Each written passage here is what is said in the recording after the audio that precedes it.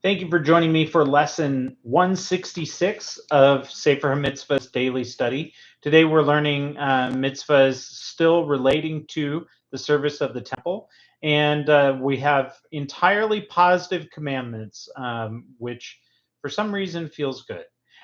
So we have positive mitzvah 28, positive mitzvah 25, positive 40, positive 41, positive 27, and positive 42. First mitzvah is the burning of the incense. Exodus 30, verse 7 says, And Aaron shall burn upon the altar sweet incense every morning. This is actually understood to that every day, twice daily, in the morning and in the afternoon, incense is brought by the Kohanim, by the priests, and burned upon the golden altar in the holy temple. So twice every day. Any one of those times, the high priest has the prerogative to say that he would like to take over, and he's allowed to take over. But in any case, whoever is burning the incense gets complete solitude inside the temple, the actual in the holy place and in the holy of holies. Like it's all entirely cleared out when they're offering the incense, and it was understood to be extremely spiritual. As you know, if you've read the New Testament, there's an instance of Zechariah, the priest, who offers the incense and is visited by an angel. And so people had some very these priests had very spiritual experiences while they're offering the incense. The incense is like the ascending of the prayers of Israel, and it was the incense is something that you're not going to smell that anywhere else. It's a specific smell in a very holy place, done in a very holy way. And if you were a Cohen and you got that opportunity, you would literally savor that experience, because you would never have that experience again in your life. It was a one-time thing. Quite literally, you won the lottery if you got to offer the incense. So pretty special experience. All right, kindling the temple menorah. So Exodus 27:21 tells us that the Kohanim are commanded to regularly kindle the menorah in the holy temple to clean it, to add oil if necessary, to change wicks if necessary, and to light the candles each day. And there's a difference of opinion as to whether or not it was done once or twice every day.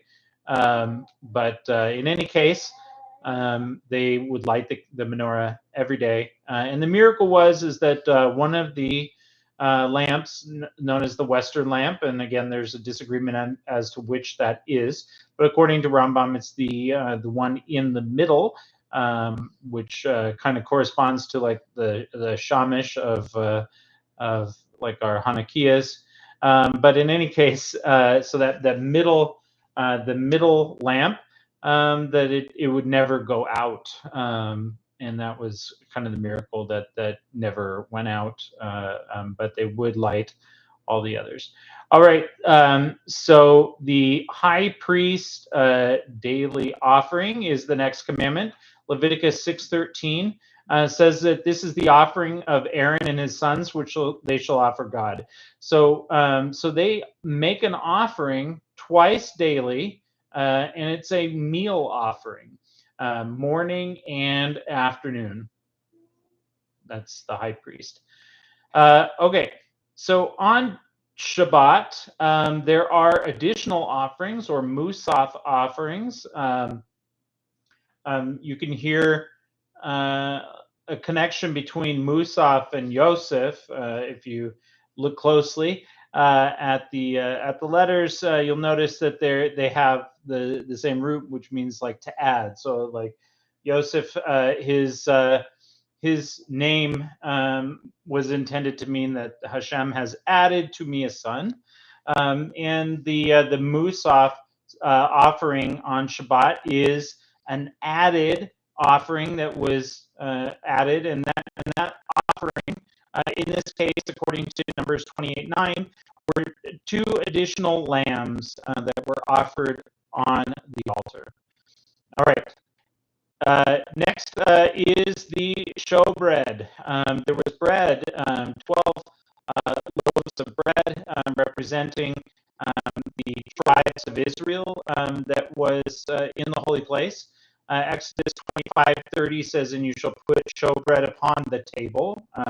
It was a ornate, tiered table, and so that was known as the table of showbread. And so they would place this bread before the Holy of Holies, and those loaves of bread were placed there every Shabbat together with frankincense, and then the priest would eat the previous week's showbread.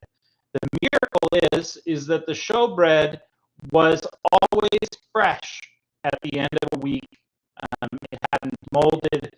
It didn't grow stale. It was fresh, and a little like the bread in a little like the elvish bread in Lord of the Rings. They would eat just a morsel, and they would be satiated with that. All right, the additional Rosh Chodesh offering, Numbers 28:11, says, "On the beginning of your months." So on Rosh Chodesh, the first day of the Jewish month, we're commanded to bring a special offering in the Holy Temple according to the regular daily sacrifices. So on Rosh Chodesh, this musaf offering is different. Before we said it was 2 lambs for Shabbat, but on Rosh Chodesh, it is 2 young bulls, 1 ram, and 7 lambs in the first year, all of them unblemished, and there's additional things that come along with those offerings. But that is the musaf offering for Rosh Chodesh. So the beginning of every Jewish month, those were brought. All right, thank you so much for joining me. Tomorrow we have another big day of mitzvahs. It appears to be 8 mitzvahs, all positive. It's good to have some positivity. All right, thank you so much for joining me. Have a great day in every way.